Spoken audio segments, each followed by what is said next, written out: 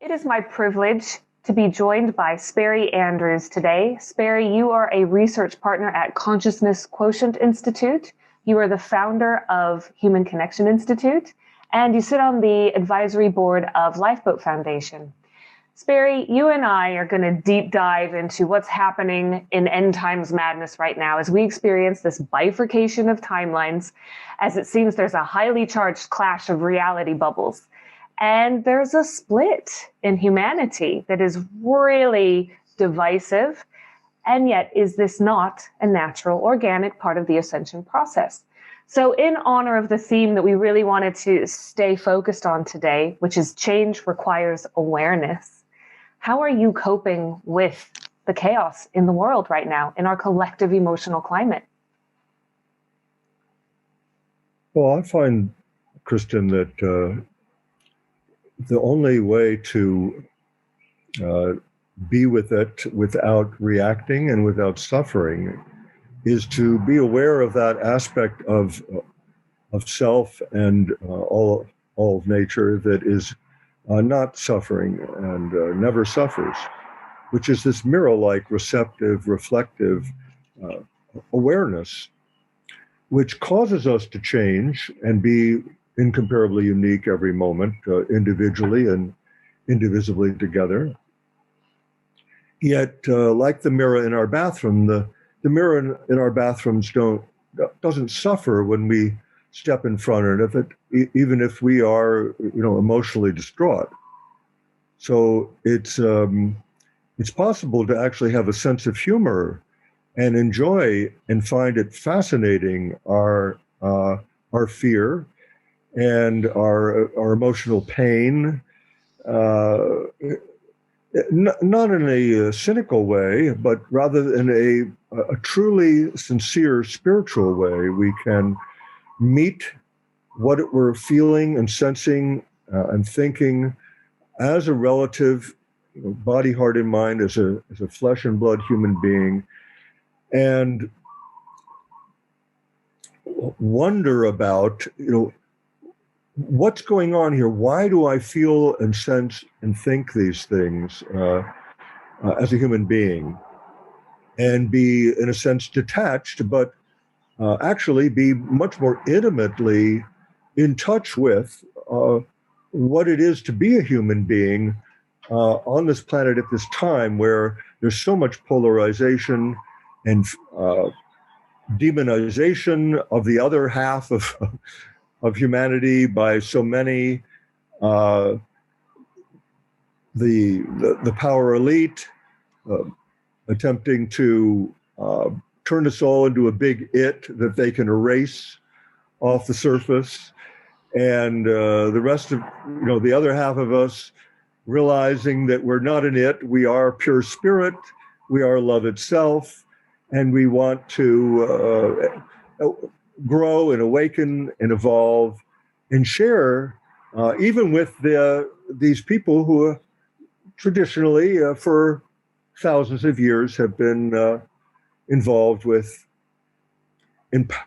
secretly empowering themselves through different types of sacrifice of innocent people on many levels, so that they could learn how to have power over others. And so in their exercising of power over the media, the power politically, power militarily, power over us as a multifaceted phenomena with every means that they're available, that they have at their beck and call, because they're so moneyed. That's a very fearsome situation at one level for me as a human being, and I wonder how it is for you, Kristen. Well, I feel the same. It feels like the two factions are quite ingrained, if you will, and that's getting more and more real as the hours and days go by, where you have one subsect kind of wishing to be, if you will, one subsect kind of believing in the propaganda, if you will, accepting it and wishing to be controlled by it, and the other seeing through the propaganda and seeking freedom.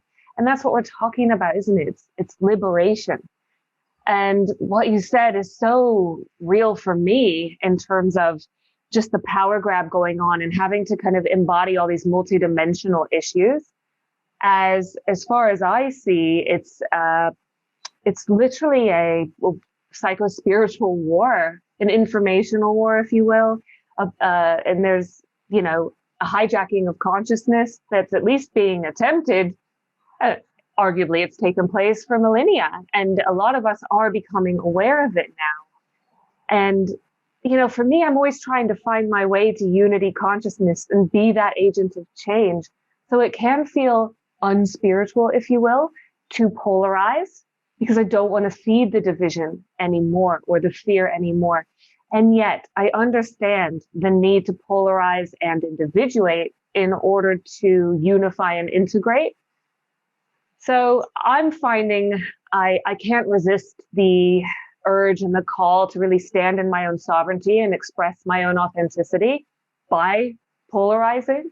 And that's really opposite to what I tried to do with the film, which was incredibly, I wanted it to be a standalone piece of hope, healing, and vibration that really rose above a lot of the divisions that were occurring in society right now. So I found it really difficult to navigate on that level, which is my sole purpose, my soul level, if you will. So purpose work comes into this because I made a promise and I surrendered to God when I experienced my spiritual awakening in 2012 after my own near-death experience. And in order to stay of service to humanity, I have to express from the throat chakra my truth, no matter what. And so I've really challenged myself to do that over the past 4 years, really. I mean, I see auras, and I read a certain political candidate's light codes back in 2016, and I could see that he was an agent of change for basically an agent of dissolution of the consensus reality. So I liked that aspect, and I've been a proponent of that ever since, that agenda, if you will.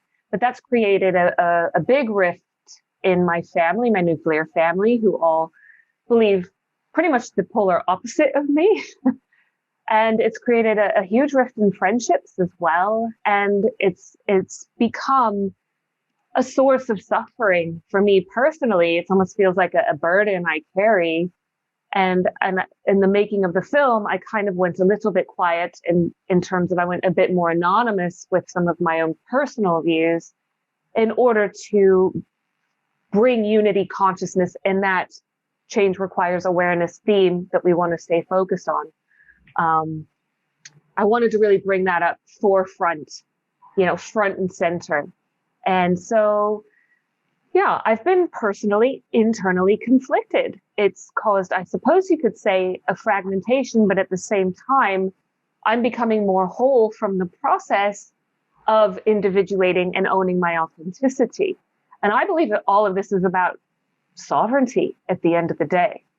And that's where my feelings come in to guide me. And sentience is such an important word for me that I express my truth, but I can also keep an open heart to other people's truths as well. I am compassionate and very empathetic around the fact that there are over 8 billion perspectives in this world alone on the earth plane at this convergence point where we're in right now in the quantum field.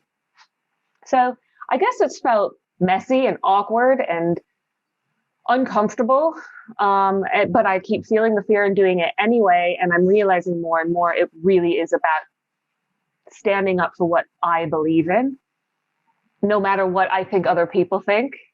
But I can do so lovingly. I can do so compassionately, and that looks like not wearing a mask, but I still respect those who choose to do so. And I try to do so in a way that's compassionate to people who might be vulnerable to a certain virus. I live in the country. It's fairly easy. My life is pretty, I'm actually quite an introvert at heart.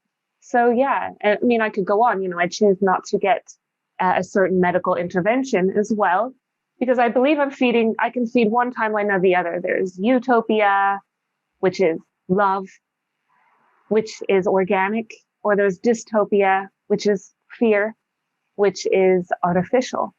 So every choice I make, every decision I take, which is informed by every feeling I feel and every thought that I think, and every word that I say, every belief I buy into, every paradigm I play in, is really feeding one or the other. So it's about being mindful of all of those choice points all the time. That's really coming up for me in my personal life. Is that coming up for you too? Absolutely, and so beautifully said and shared, Kristen. Thank you. You touch the core and heart of my heart.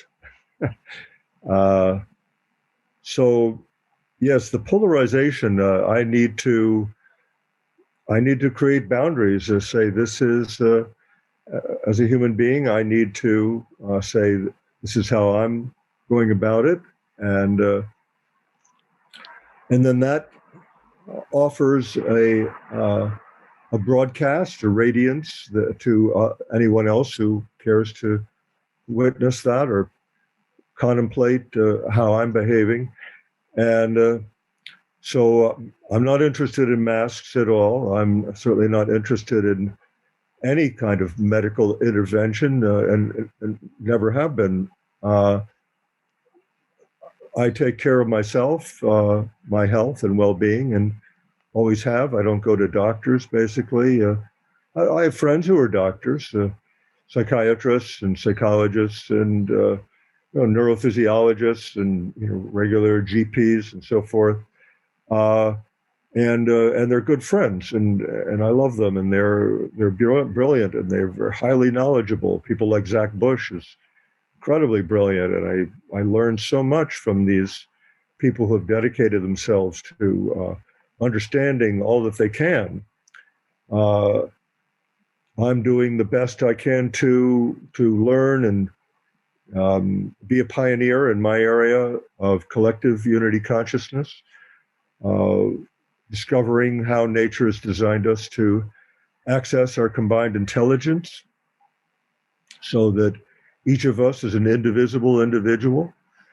That sets me apart from just about everybody, at a certain point, because how many people are dedicated, 24/7 to figuring out, how are we all going to share a greater body, heart, and mind as one, an indivisible being for the rest of eternity. Some people are interested in that, but it's pretty rare in my experience. And I think there is the factor of, the more you're doing something that like this that I'm describing, the more the universe actually sets us apart. So you can't meet those who are on that same path, because you need to be introverted, and you need to be surrendering to and discovering your own unconscious and your own faults and the necessities of your own awakening as a unique individual, in order to progress on the path that you have submitted yourself to be on purpose, to serve the greater good of all, to serve the love that we all are. So that sense of being unable to find others who really feel the way I do has been hard to accept. And under these current circumstances, where people treat me like I'm some kind of scum, or some kind of scourge, or a pariah on humanity, or whatever. On one level, at a political level or medical level or something. But then even among my friends, those people who are closest to me, because I am willing to experience all of my traumas, and there's always more to experience. It's not like I've ever finished just by knowing you, Kristen, and our our communion, our love, our intimacy of spiritual awake awareness that we embody together as dearly beloved friends, that has tweaked me to have to face new levels of what I couldn't face without our combined awakeness, and that is causing me to change. So, and re-experience and meet myself again as a fresh and new person, like I'm a stranger to my own self. So it's very powerful, just being alive. So how about that on your side, Kristen? Oh, yes. It's a gift. It's the greatest gift. It's actually why I made the documentaries. Obviously, the second one is still coming, to really infuse and amplify the incredible gift and the value of life that seems to be minimized a lot in our societies today, and to really be aware of that gift as we live our lives. That helps us thrive. And that's, what I want to be an agent of more than anything, is that kind of change, which requires awareness, but it requires disciplined awareness of my own actions, as I said, as my own thoughts, as my own feelings. And I find that can be really difficult to own, like to take extreme responsibility for that, and to own my own accountability for, what it is I'm vibrationally outputting all the time. Which, as I said, I realized that actually censoring myself and stifling my own sentient expression was suppressing my soul, and it didn't feel good. And so I spent the last year kind of really wrestling with, well, what is it that you need to do to get back in balance, back in homeostasis, if you will, in mind, body, spirit, right? Mind, body, soul, because we are multidimensional beings, especially on that Holy Trinity level. And we have to treat ourselves as such. And there is this psychological war going on, and disinformation left, right, and center. And this isn't conspiracy. I've experienced this in my personal life. So I've had encounters with members of the Illuminati firsthand. It's actually been proven to me.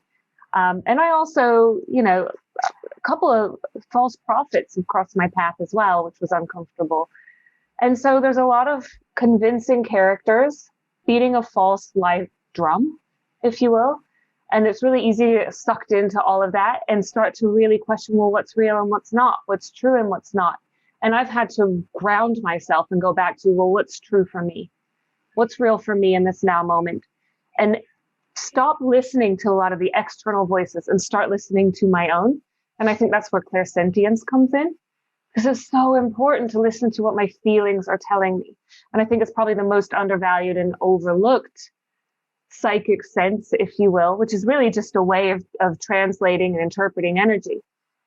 And a lot of people think, oh no, I'm not clairvoyant, or I've not boarded a mothership, so therefore I don't have this extrasensory capability. But we all have it, and it's now more than ever so imperative that we listen to it. At least that's my own personal experience, because that's really led me to understand a lot of the horrors and atrocities in humanity today, whether we're looking at all the deceit and corruption in our governments and religious institutions and corporations, etc., or whether we're looking at the reality of pedophilia being one of the real viruses going on in our world today, the slave consciousness that we're clearing right now, that a lot of us are too afraid to really look at because of cognitive dissonance or cognitive rigidity.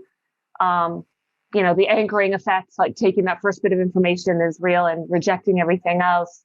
It's awful to own that and to look at it. But I've worked with clients who are survivors of this kind of abuse and ritual satanic abuse. And so I know that to be true as well from personal experience.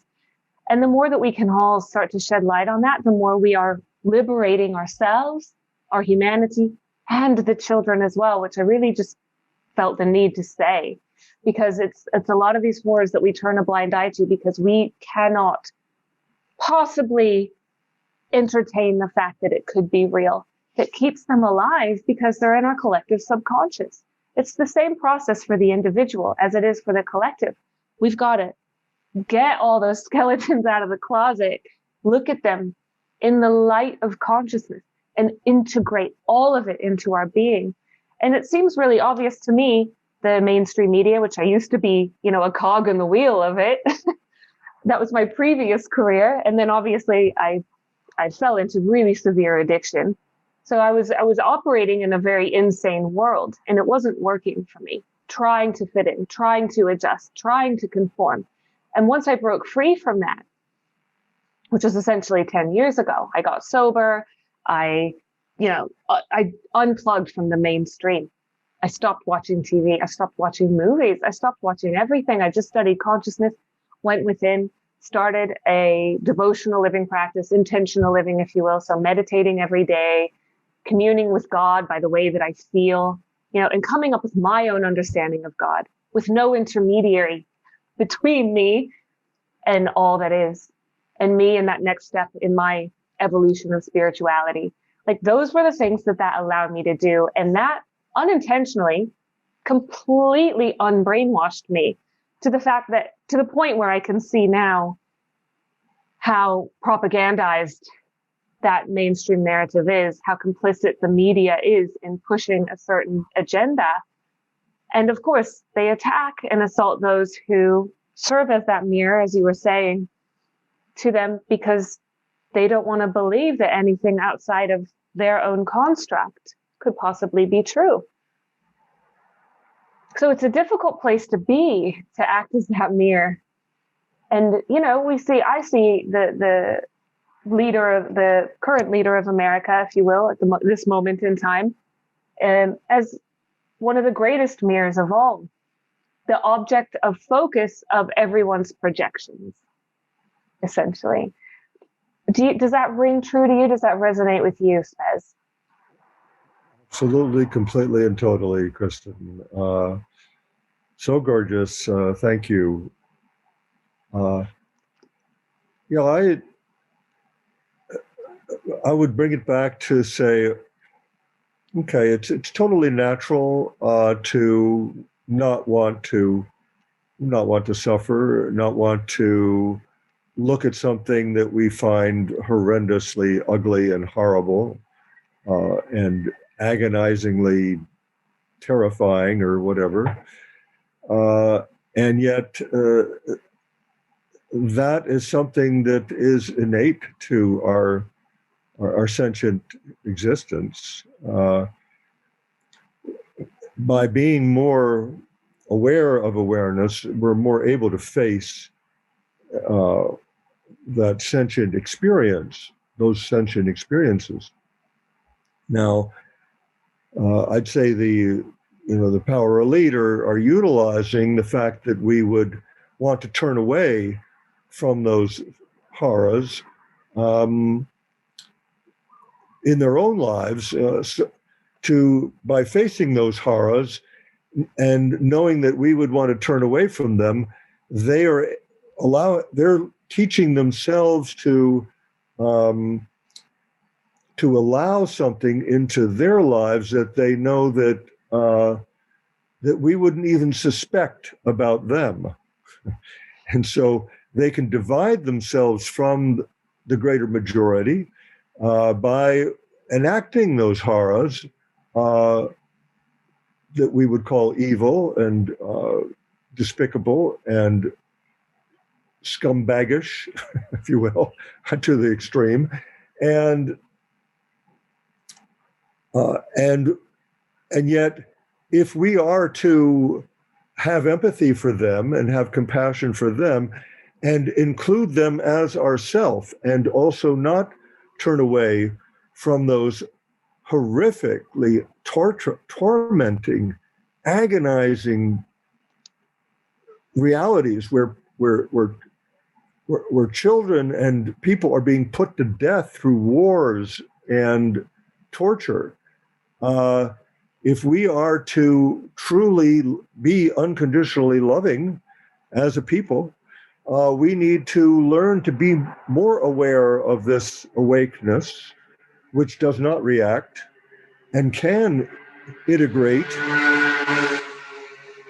and fully feel and be recreated and represented to ourselves through our heart, body, and mind, through the nonverbal, sensory, motor, reptilian, eat or be eaten consciousness, which the power elite are really tweaking for their own purposes, for their own control, so that they don't have to give up their power.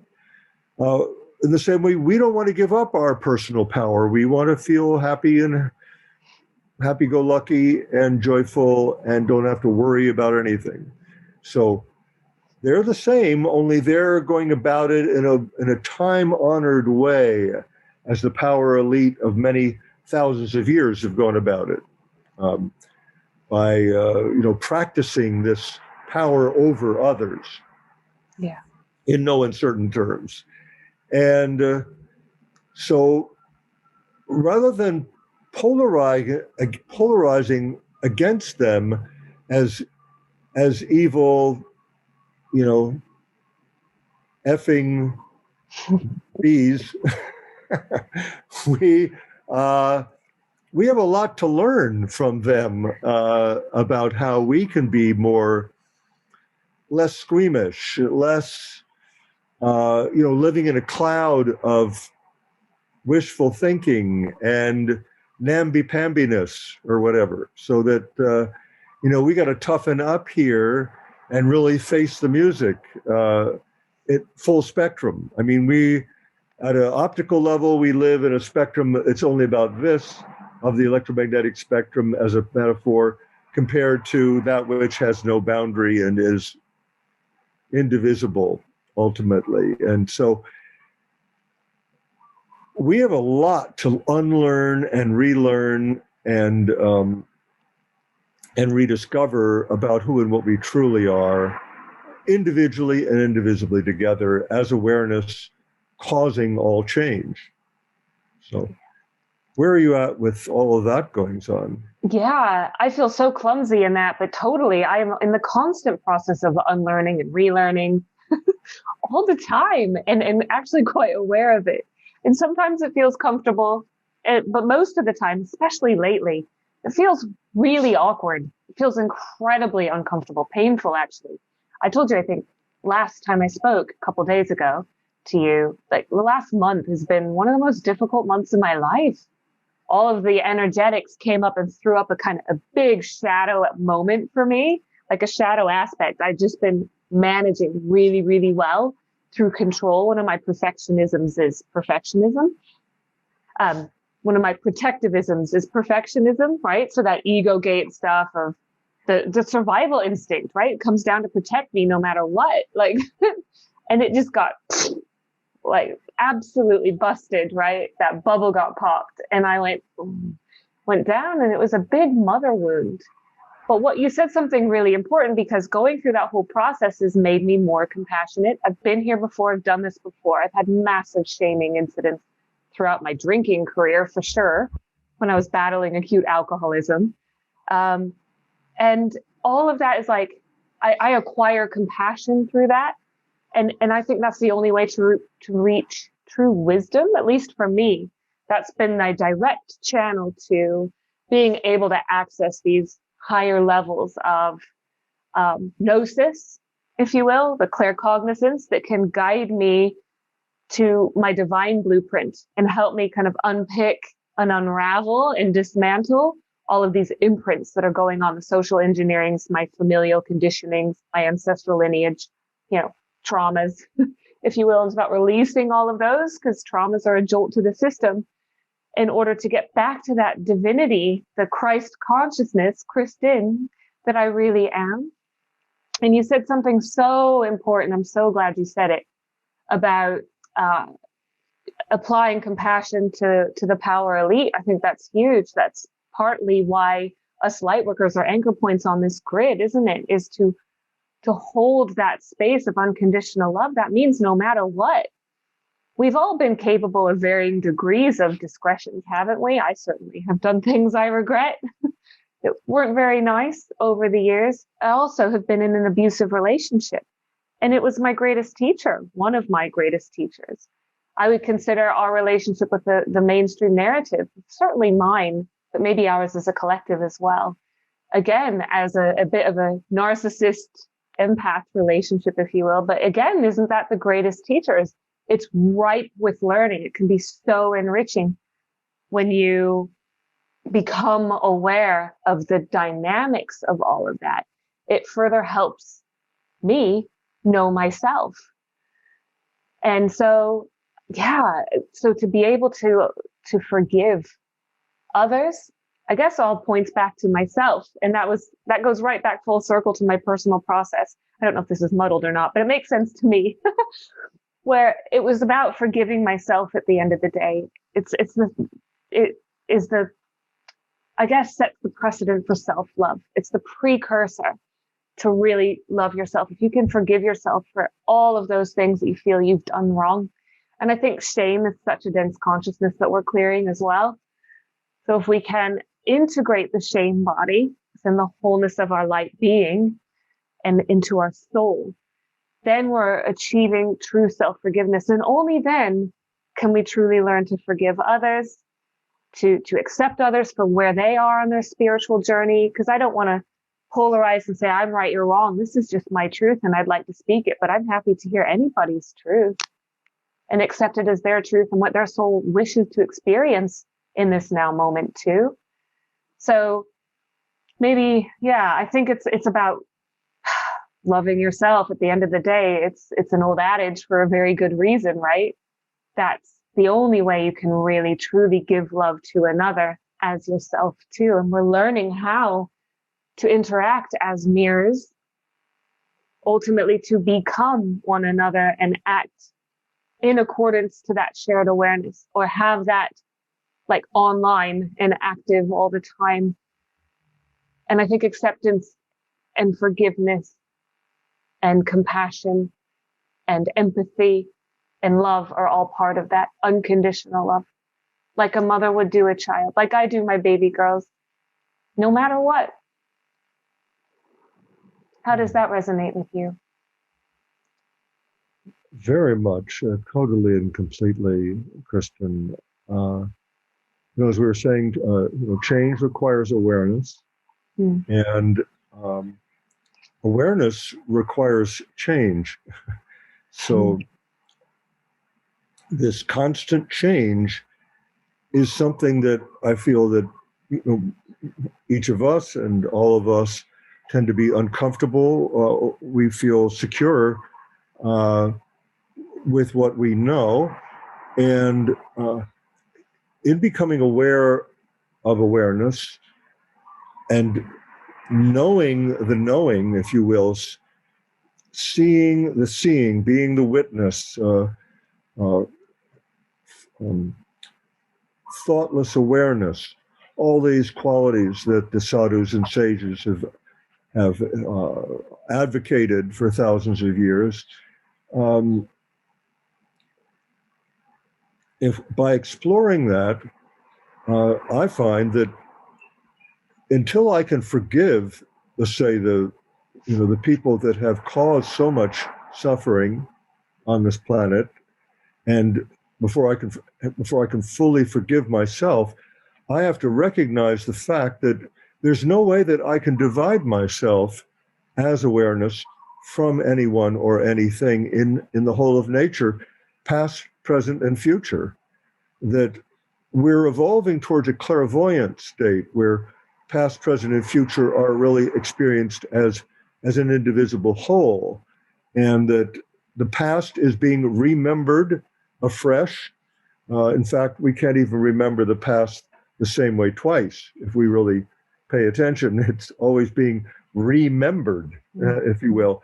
And so the future is being recreated, and the whole, and it may change any moment, and our present moment experience can change instantaneously and flicker like a lamp or like a candle flame as well. So we are a phantasm, a phantasmagoria of potentials and possibilities that are in free float, and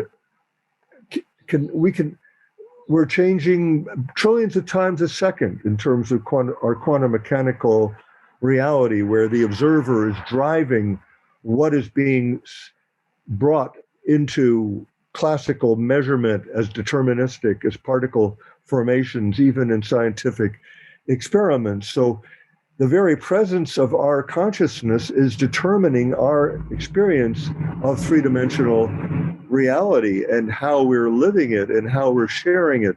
And so we are actually wholly and completely responsible. And so maybe in our upcoming next sequence, when we talk about more about our interpersonal responsibilities and ability to respond together, after we complete this this interview soon here, then we can take the next step. Yes, brilliant and very good idea. And that just touches on so much, that we're fractals of the whole, that we're microcosms of the macrocosm, and that, we cannot play God as well in any other fractals experience. and to learn to integrate from that space of bearing witness to everyone's unique and individuated pathways, if you will. And trusting that this is a great big separation experiencing machine is huge in the journey to unity consciousness. And sometimes I feel like I can be in a rush for that as a light worker. And it's about the journey, not the destination. I have to kind of pull myself back and rein it in and go, right, be present in the here and now. Presence, that's the ultimate gift. Our loving presence. You talk so eloquently about paying attention. So what is it that we're paying attention to, right? Because what we focus on, we feed. Where attention goes, energy flows. And so that's one of the ways I'm coping with end times madness, is using the power of my conscious focus. So I'm spending a lot of time in meditation, not all day, but quite some time. And that carries over into my daily activities, because I can then be really mindful in the way that I'm channeling my focus. Again, always trying to ultimately feed love. But the paradox is often I do have to walk through my fear to get there. I do have to experience uncertainty in order to reach that place of self-love.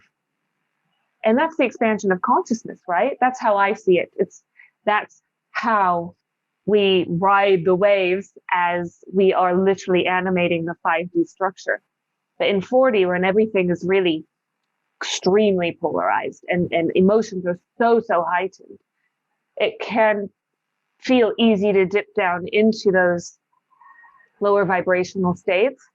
And, I have a little formula where I own it and integrate it and take the message, and then I can do a little trauma release and then integrate it into my being. That's essentially what I do to cope. But I also can, disappointment's really thick in the air right now. Worry, confusion, what's going to happen. A lot of us who hold this type of consciousness that you and I share, I think, are feeling quite discouraged as a collective.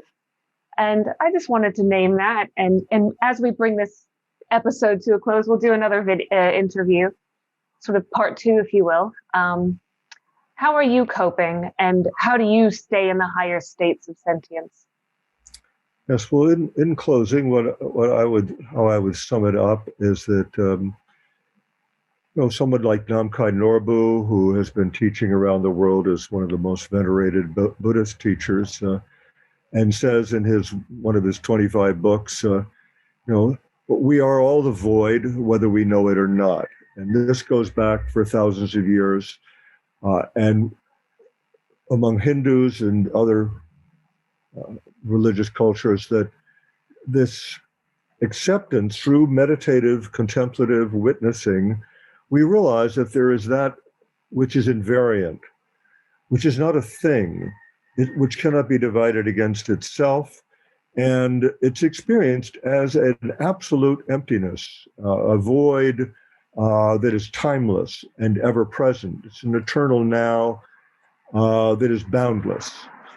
And I feel that, not just horrors are people are not just afraid of fear and pain and terror and the horrors that can happen to a sentient human being, a flesh and blood human being, but they're terribly afraid of being nobody, of being nothing, of being not a thing. And so this is a big element in our education, is that we're not achieving unity consciousness in some sense. We're already in unity consciousness. And when we realize this absence that awakeness of awareness has, that is mirror-like, like the mirror in the bathroom, has no image of its own. It's choiceless. And when we realize that choiceless, ever-present awakeness, that is void of anything or anyone. There's no self. The Buddhists call it the anatta. Gautama Buddha said there is no self. The Dalai Lama said recently that the self is a fiction. There is no such thing. And so this has been perennial wisdom. And yet the West, in this melting pot of so many cultures, is being played with through these polarizations of who are you, what do you identify with, what are your values, who do you think you are, what do you have compared to what's, that you have more or less than someone else, and that puts you on a hierarchy.